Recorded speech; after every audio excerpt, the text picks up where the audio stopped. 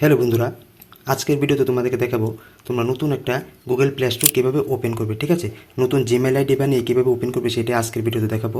তার জন্য আমাদেরকে কী করতে হবে, সর্বপ্রথম আমাদেরকে চলে যেতে হবে এই যে আমাদের গুগল প্লে স্টোর অ্যাপে। তো আমরা চলে যাবো গুগল প্লে স্টোর অ্যাপে। গুগল প্লে স্টোর অ্যাপে যাওয়ার পর তোমাদের সামনে কিন্তু এরকম একটা ইন্টারফেস চলে আসবে, যেখানে লেখা থাকবে সাইন ইন। তোমরা কী করবে, এই সাইন ইনে একটা ক্লিক করে দেবে।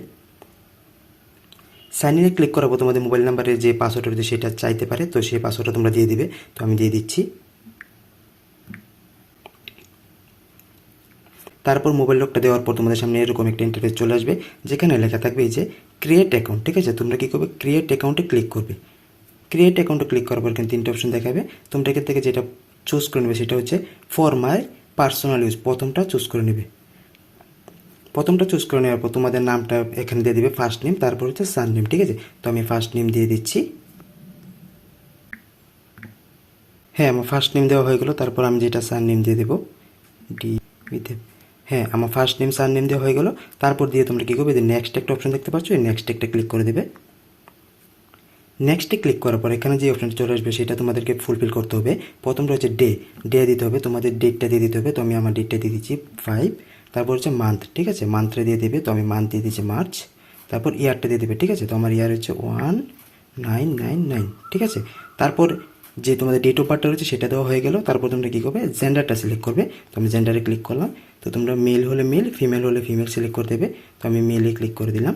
ঠিক আছে, তারপর এখানে নেক্সট একটা ক্লিক করে দেবে। নেক্সটে ক্লিক করার পর তোমাদের সামনে কিন্তু এরকম কিন্তু দুটো কিন্তু যে জিমেল রয়েছে সেটা কিন্তু জিমেল কোম্পানি সাজেস্ট করবে। ঠিক আছে, যে তোমরা এই দুটো থেকে কোনটা রাখতে চাও। ঠিক আছে, তো তোমরা যদি এই দুটো রাখতে না চাও তাহলে এখানে দেখতে পারো কী লেখা আছে, create your own Gmail address. ঠিক আছে, তোমরা এটাতে ক্লিক করে নতুন করে কিন্তু এখানে একটা বানিয়ে নিয়ে নিতে পারো। ঠিক আছে, তো আমি নতুন করে বানাচ্ছি না।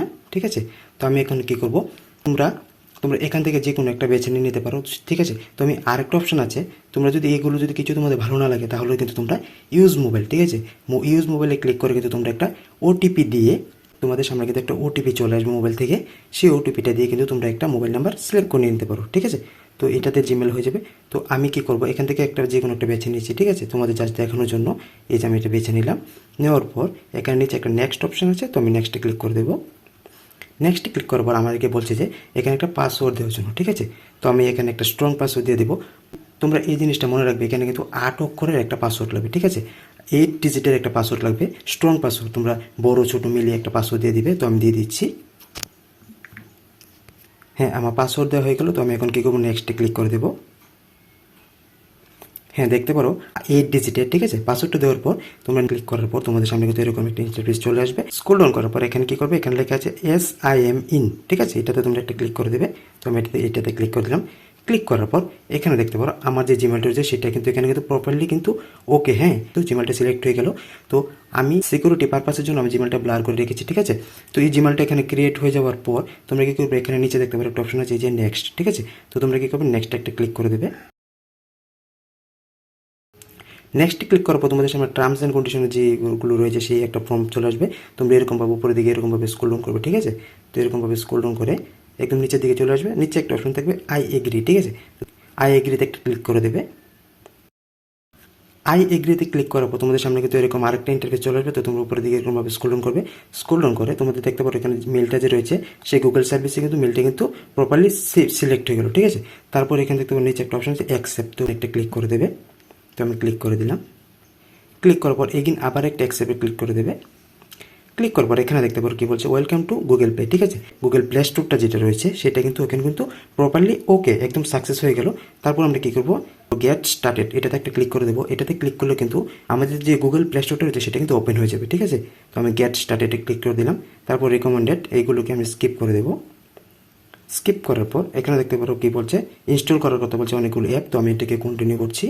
কন্টিনিউ করার পর এখানে দেখতে পারো আমার কিন্তু যে গুগল প্লে স্টোরটা রয়েছে সেটা কিন্তু প্রপারলি কিন্তু একদম খুলে গেল। এক্ষুনি খুব অল্প সময়ে তোমাদেরকে ওপেন করে দেখিয়ে দিলাম গুগল প্লে স্টোর কীভাবে ওপেন করতে হয়। ঠিক আছে, আর আমার যে মেলটা রয়েছে যে মেলটাতে আমি গুগল প্লে স্টোরটা ওপেন করছি এই হচ্ছে সেই আমার নতুন মেলটা। ঠিক আছে, এটা হচ্ছে আমার সেই মেলটা।